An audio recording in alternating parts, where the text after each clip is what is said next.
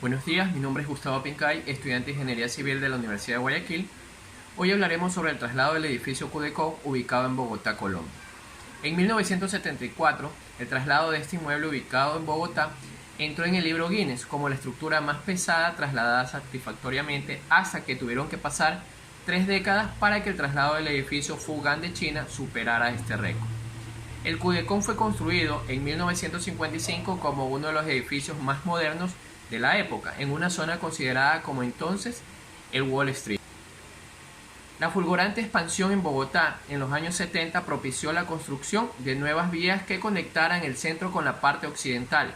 En este sentido, la prolongación de la calle 19 se encontró con un mastodóntico obstáculo de 8 pisos de altura y que pesaba más de 7.000 toneladas, o sea, el edificio Cudecom.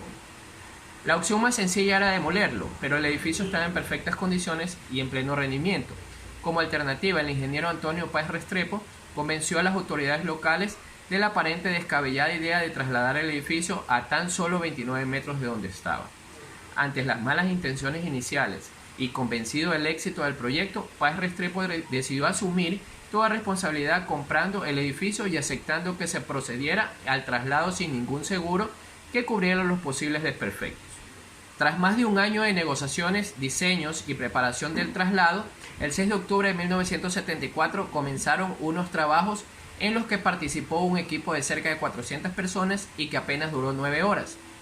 Una operación histórica para la que se empleó una estructura de 1.000 toneladas compuesta por rodillos de acero de 5 centímetros de diámetro que se situaron debajo del edificio y 7 gatos hidráulicos. En total, el peso del Cudecom más la estructura era de 8.000 toneladas. Antes de iniciar el proyecto, realizaron 7 sondeos de suelo, 3 bajo el edificio y 4 en el terreno, donde iba a ser ubicado, tendientes a verificar la homogeneidad del suelo y calcular su resistencia. En primer lugar, se hizo un análisis con ultrasonido de la resistencia del hormigón para el traslado, la remodelación y ampliación posterior. Con esta resistencia se calculó que no necesitaba reforzamiento. Las columnas presentaban distancia de 8 metros y la estructura descansa sobre 2 ejes de columnas, con un doble voladizo transversal, mientras que la cimentación descansaba en una zapata cuadrada o rectangulares a 3 metros de profundidad. Se esperaba un asentamiento de 10 milímetros durante el traslado y 41 milímetros en total. Para el desplazamiento de este gran peso fue necesario desarrollar 2 estructuras. Una estructura fija o carrilera, que se trataba de una serie de vigas de concreto armado, o sea reforzado, con acero que absorba la tracción, las cuales se encontraban entre los pedestales de las columnas y en forma de riel extendido hacia el sur. La segunda, una estructura móvil, la cual era un conjunto de vigas horizontales que unieron la base de las columnas llamadas chasis, dándole rigidez a toda la estructura, que a su vez se reforzó pensando en el asentamiento elástico y en la unidad de las columnas en conjunto. Estaba separada a pocos centímetros de la estructura fija, en la que se pondrían los rodillos. Se realizó la colocación de rieles de acero en la cara superior, los cuales eran canales de 6 pulgadas rellenos de concreto y con el acero expuesto. Los rodillos de acero tenían una resistencia de 10 toneladas cada uno, los cuales se soldaron en carros de A5 para aumentar su resistencia. Se envolvieron los patines en PVC y luego se construyó la estructura móvil sobre los patines, ramificando por las columnas el peso, con contacto y alineamiento perfecto, mientras la carga era transferida por pedestales. Cuando la estructura descansó sobre los patines y los rodillos se demolieron los pedestales entre la estructura móvil y fija, haciendo que el peso descansara sobre estos.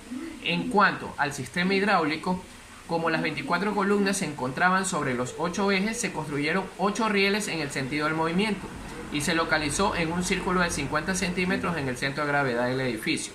Se utilizaron 6 gatos hidráulicos, pues en 2 puntos se usó un solo gato para mover 2 ejes de columna.